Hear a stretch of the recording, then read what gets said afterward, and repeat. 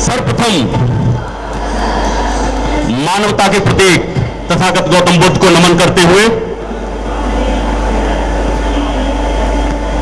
वो महापुरुष जिसने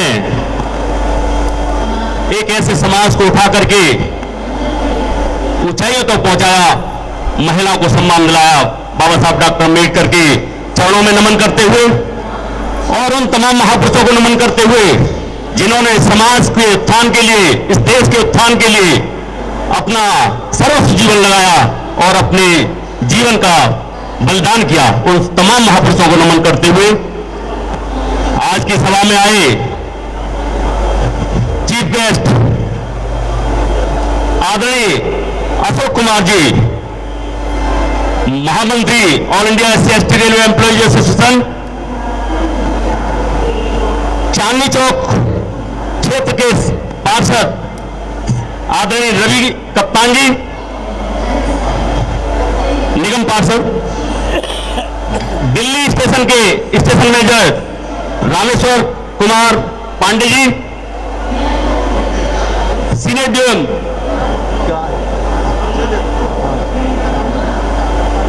आरपी पांडे तो बोलो, Rameshwar Prasad RP Pandey ji, senior DM Ramvir ji, राष्ट्रीय कोषाध्यक्ष प्रेमचंद जी,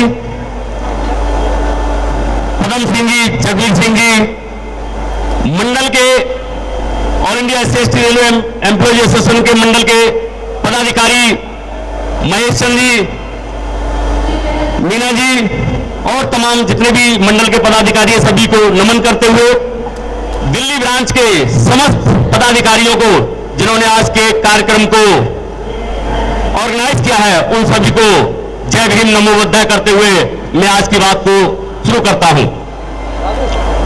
दोस्तों, आज जिस उद्देश्य से हम यहां उपस्थित हुए हैं, बाबा साहब डॉक्टर भीमराव अंबेडकर की 131वीं जयंती के उपलक्ष्य में, वो महापुरुष जिसको लोगों ने अछूतों आदिवासियों का मसीहा करके सीमित कर दिया है, परंतु ऐसा नहीं है कि डॉक्टर अंबेडकर अछूतों आदिवासियों के ही मसीहा थे।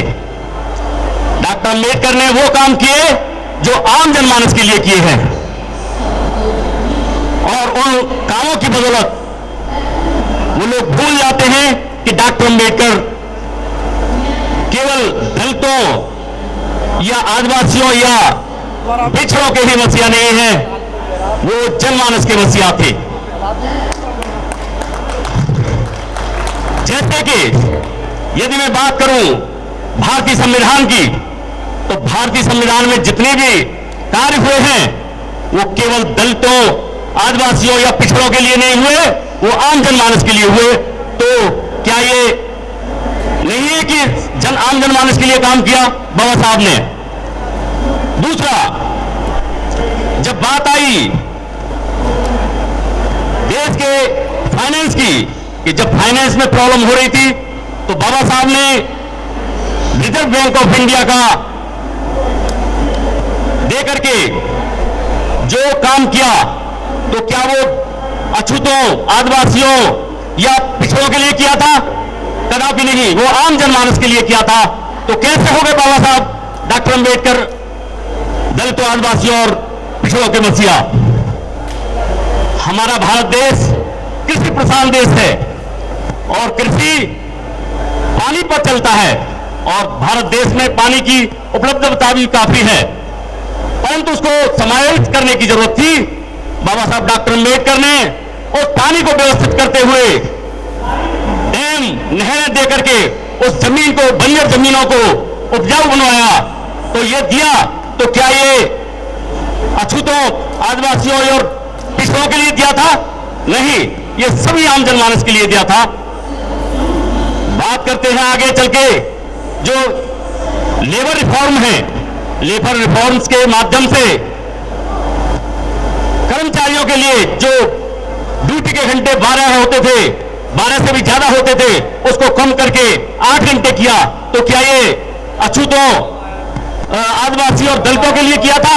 नहीं, आम जनमानस के लिए था। केवल अछूतों के लिए नहीं था।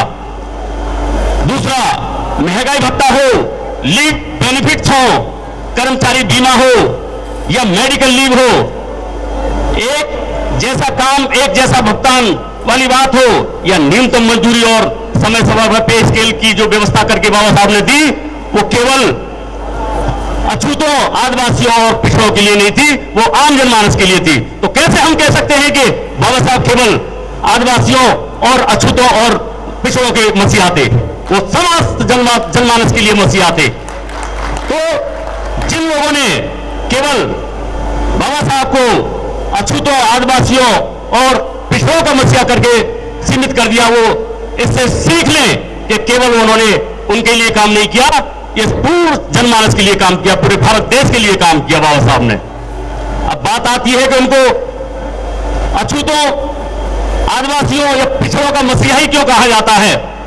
तो इतने जो काम गिनाए हैं मैंने, इन कामों के साथ साथ उन अछूतों, आदिवासियों और पिछड़ों के लिए जो काम किया है, इसलिए वो इनके मसीहा कहे जाते हैं। जो इन लोगों के मैं नाम गिना रहा हूं, वो गांव के बाहर जोहरों के पानी को पीने के लिए व्यवस्थित रहा करते थे। पानी पीने का जो राइट दिया, आज जो पानी को पी सकते हैं, वो पानी का राइट दे करके उन इंसानों को इंसानियत सिखाई। इस वजह से वो अछूतों, आदिवासियों और पिछड़ों के मसीहा हैं। इस वजह से उनको मसीहा कहा जाता है।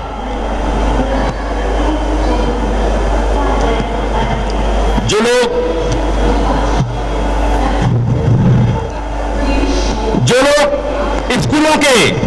स्कूलों में नहीं जा सकते थे या आम मंचों तक नहीं पहुंच पाते थे, आम पंचायत घरों पर नहीं पहुंच पा सकते थे, बाबा साहब ने वो व्यवस्था करके दी कि आज स्कूलों में जाकर के पढ़ करके वो master, professor, principal, engineer, doctor, DM, PM, CM बन रहे हैं।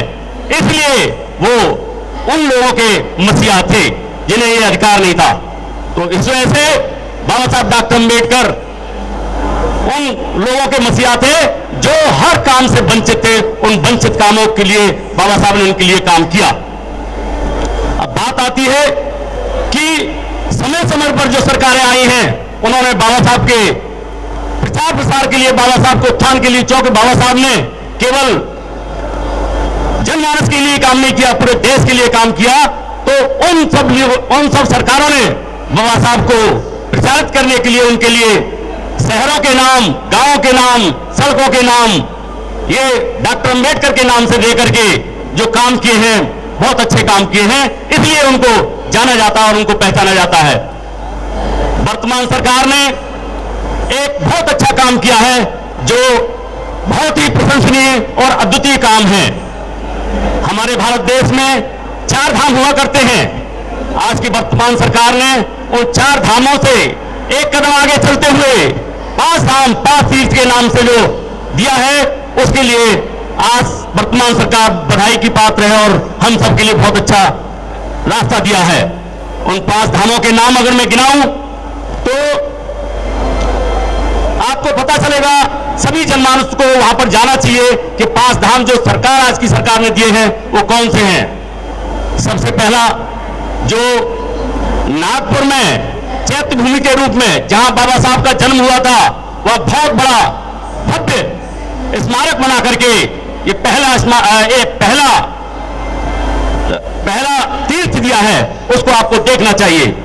दूसरा, मध्य प्रदेश की मऊ छावनी, जहां जन्मभूमि है, चैत्य भूमि है, जहां बाबा साहब का जन्म हुआ था।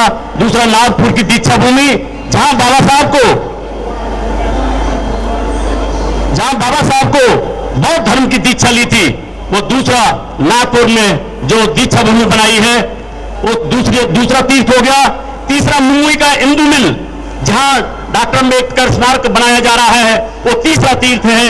और चौथा है लंदन का वह घर जहां बाबा साहब ने रह करके वकालत की शिक्षा ग्रहण की थी, वो चौथा तीर्थ था।